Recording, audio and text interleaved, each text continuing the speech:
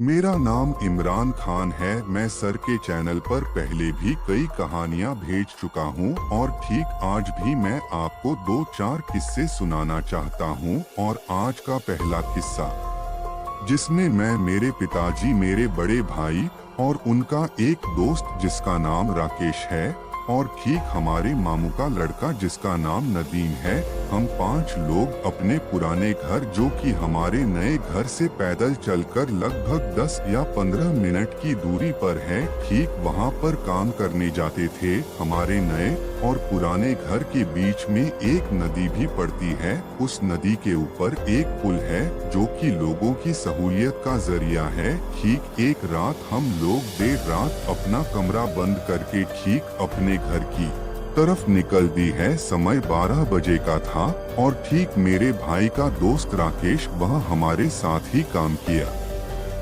करता था। जब भी कभी देर हो जाती थी तो अपने घर ना जाके हमारे ही साथ हमारे घर पर चला आता था। खैर ठीक हम लोग अपने घर की तरफ चल पड़े। हम यही कुछ 5 मिनट चले और वह पुल भी आ गया। ठीक उस पुल के पास 2 कब्रिस्तान और 2 मंदिर भी पड़ते हैं। अक्सर जब हम अपने पुराने घर से अपने नए घर की तरफ जाते हैं तो ठीक उस पुल से पहले एक कब्रिस्तान पड़ता है। उस कब्रिस्तान वाली सड़क के दूसरे किनारे पर एक मंदिर और मंदिर की दूसरी साइड एक सड़क है। उस सड़क के दूसरे किनारे पर एक कब्रिस्तान और पड़ता है जो कि पुल से थोड़ा दूर है।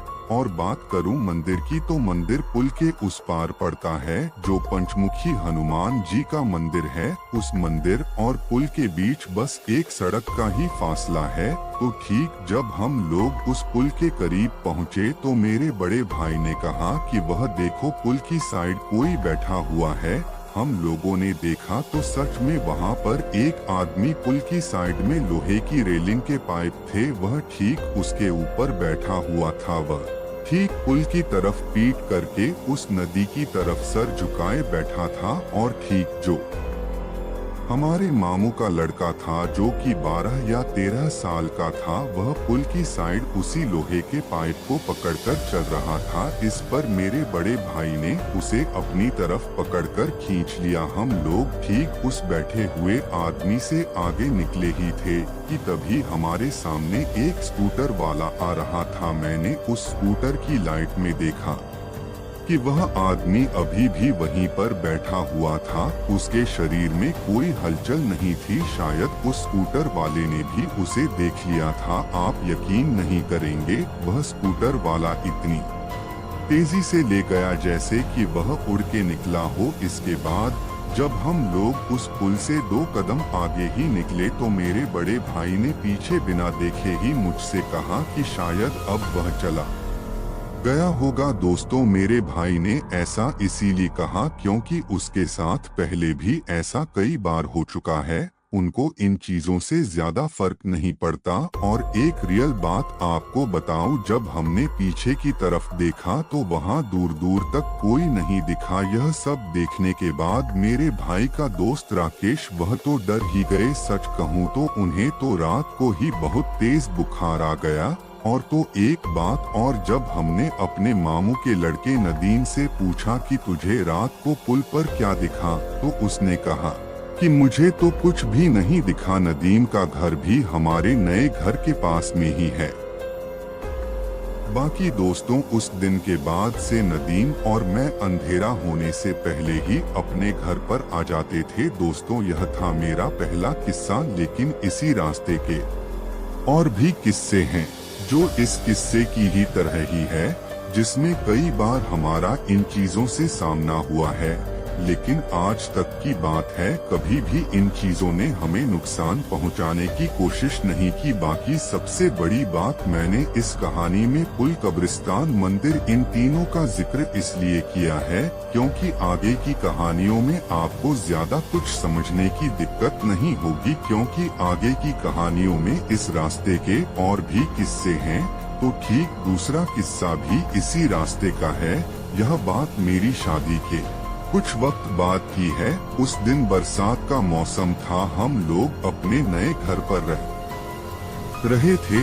मेरे अब्बू अम्मी, मेरी वाइफ और मेरे बड़े भाई शादी के बाद से ही हमारे पुराने घर पर रहने चले गए थे, जो ठीक उस पुल के पार था। वह घर हमारे दादाजी का है, जहां हमारे 2 चाचा अपने परिवार के साथ रहते थे, जिसमें से मेरे बड़े चाचा जी जो कि अब इस दुनिया में नहीं रहे। ठीक उस पुराने घर में 2 कमरे हमारे भी हैं, जिसमें हमारे भाई भाभी रहते हैं। उस रात हुआ यूं कि मेरे बड़े भाई देर रात हमारे अम्मी अब्बू से मिलने घर पर आए। वो कुछ देर अम्मी अब्बू से बात करके अपने पुराने घर को चले गए। उन दिनों मेरे अब्बू की शारीरिक हालत ठीक नहीं थी, तो मेरे बड़े भाई अपने काम से फ्री होकर अब्बू से मिलने चले आते थे। जब बड़े भाई घर की तरफ निकले तो अम्मी ने कहा कि घर जाकर फोन कर देना। वो हाँ कर सीधा बाहर की ओर निकल गए। उस रात हल्की हल्की बारिश हो रही थी। भैया ठीक अपनी बाइक से निकले थे। उनको अपने घर जाने में 5 से 10 मिनट का ही वक्त लगा होगा, लेकिन जब उनका फोन नहीं आया तो कुछ देर बाद अम्मी के कहने पर मैंने उन्हें फोन लगाया। उनका फोन नहीं लग रहा था। अम्मी को उनकी बहुत फिक्र होने लगी। मैंने लगातार कई बार ट्राई किया, लेकिन फोन नहीं लग रहा था। इसके बाद अम्मी ने मुझसे कहा कि इमरान अपनी गाड़ी निकाल चल के देखे। मैंने कहा ठीक है चलते हैं। मैंने ठीक अपनी वाइफ से कहा कि अब्बू का ध्यान रखना, हम अभी भाईजान से मिलकर आते हैं।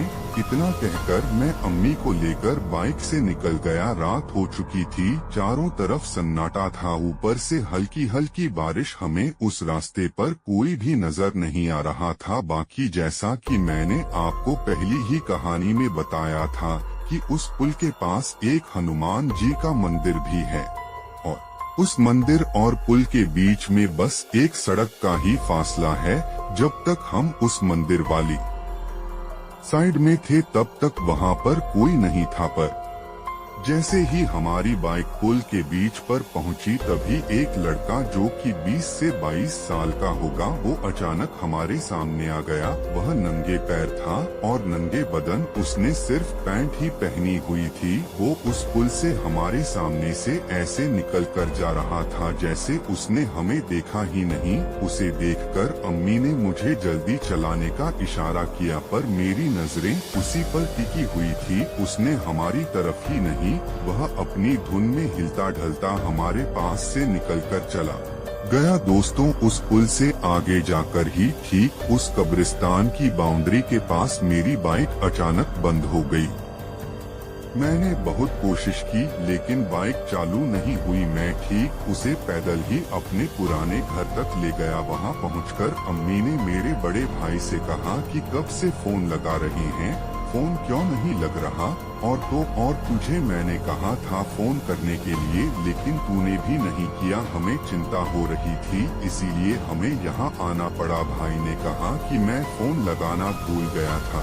खैर कुछ देर बाद मैंने कहा मेरी गाड़ी बारिश के कारण बंद हो गई है, मुझे आप अपनी गाड़ी दे दो। भैया ने कहा मेरी गाड़ी में पेट्रोल नहीं है, तू चाचा की गाड़ी ले जा। मैंने चाचा से गाड़ी की चाबी मांगी और फिर मैं और अम्मी हम दोनों अपने घर की तरफ निकल गए। हमने उस रात उस बात के बारे में नहीं बताया जो कि थोड़ी ही देर पहले हमारे साथ हुई थी। वैसे दोस्तों, आपको एक बात बताऊं, मुझे मेरी अम्मी के साथ कहीं पर भी डर नहीं लगता, क्योंकि मेरी अम्मी ने इस्लाम धर्म की बहुत सी कहानियां पढ़ी हुई है, खास करके कुरान पाक। सच कहूँ तो अगर उस रात मेरी अम्मी मेरे साथ ना होती या फिर उनकी जगह कोई और होता तो शायद उस रात मैं दोबारा उस पुल से नहीं निकलता। खैर जब हम वापसी में उस पुल से निकले तो मैंने देखा कि एक बूढ़ा आदमी ठीक पुल की दीवार के आड़ में बैठा है।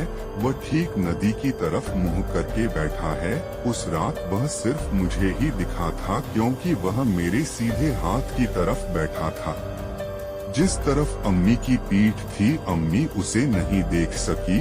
और इसी के बीच एक काम और हुआ जिसकी खबर मुझे नहीं थी। जब हम दोनों घर पर आए तो अम्मी ने मुझसे कहा कि आते वक्त तुझे पुल पर क्या लगा। मैंने कहा पुल की साइड में एक बूढ़ा आदमी बैठा था। अम्मी ने मुझसे कहा कि मैंने तो नहीं देखा। मैंने कहा अरे वह दीवार की आड़ में था इसलिए तुम्हें नहीं दिखा। पर अम्मी ने मुझसे यह कहा कि क्या तुझे कोई आवाज नहीं आई। पर अम्मी ने मुझसे कहा कि जब गाड़ी पुल पर थी तो एक इतनी जोर की आवाज आई जो कि बहुत भयानक थी। वो आवाज किसी लड़की की थी। मैंने वहाँ इसीलिए नहीं बोला क्योंकि कहीं तू डर ना जाए। मैंने अम्मी से बस इतना ही कहा कि मैं जब भी तुम्हारे साथ होता हूँ मुझे ऐसी किसी भी चीज से डर नहीं लगता। और दोस्तों इसके दूसरे दिन के बाद से सब कुछ नॉर्मल हो गया था।